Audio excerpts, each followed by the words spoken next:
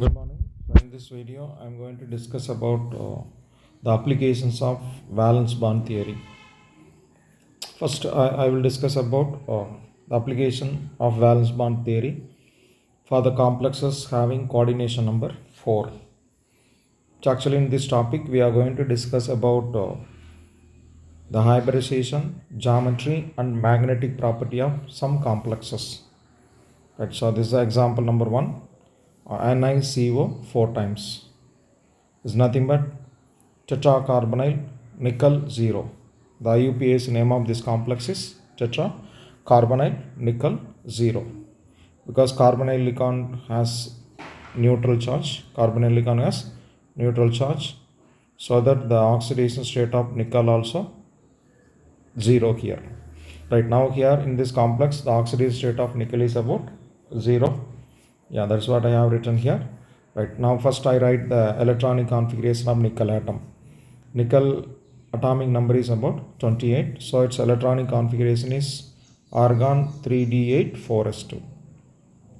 Argon gas configuration with 3d orbital carries 8 electron and 4s orbital with 2 electrons. I have drawn the orbital diagram. So d8 configuration, so electron can be filled this way, 1 to 5. Then 6th electron, 7th electron, 8th electron here according to Aufbau principle. Then 4s orbital with 2 electrons.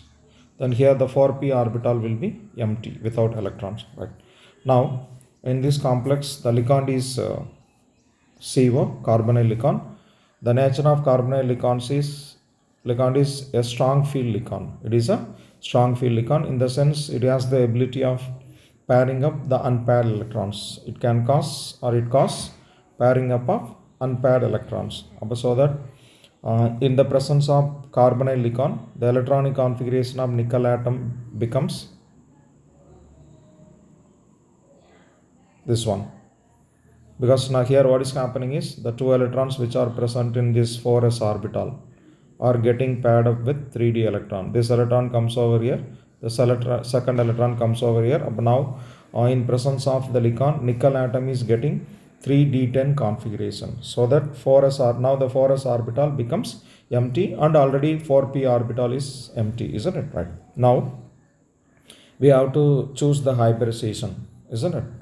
Right. So you know very well according to valence bond theory. So the central metal atom before making bond with the ligands, it undergoes hybridization. Then only it can form strong covalent bond with the ligand, isn't it? Right.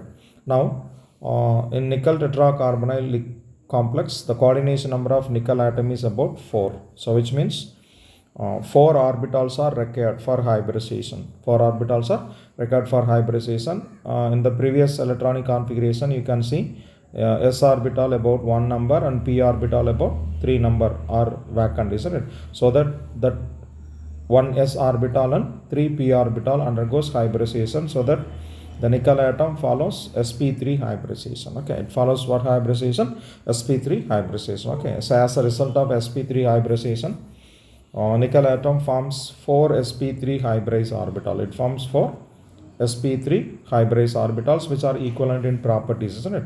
So these are nothing but 4 sp3 hybridized orbitals. Okay, right. Once hybridization is completed, the sp3 hybridized orbitals overlap with filled orbital of carbonyl ligand. On such a way they form a coordinate covalent bond between the metal and ligand. So the next step, I write the complex NiCO 4 times. Once hybridization of nickel atom is completed, then the carbonyl ligand shares the electron with this sp3 hybridized orbital, such a way it forms covalent bond with the hybridized orbital of central metal atom. Okay, so this is nothing but formation of the complex NiCO 4 times here. So these are nothing but the electrons which are shared by the carbonyl ligand. Okay, right. Right. So now the main points in this complex, the hybridization, nature of hybridization is sp3, the geometry. So when a central metal atom follows sp3 hybridization, the geometry, corresponding geometry is nothing but tetrahedral. Okay. Magnetic property, the complex is diamagnetic because there is no unpaired electron. So when you look at the complex, when you look at this configuration, there is no unpaired electron at all. All the electrons are paired up, isn't it? If there is no unpaired electron, then the molecule will behave as diamagnetic. Then magnetic moment value, the formula for magnetic moment, mu s equal to square root of n into n plus 2 with unit Bohr magneton, isn't it? Whereas n value is about here 0. The number of unpaired electron is about 0. So when you substitute in the place of n, you will get magnetic moment value about 0. Okay. So this is the first example of complex with coordination number 4. Right. Thank you. And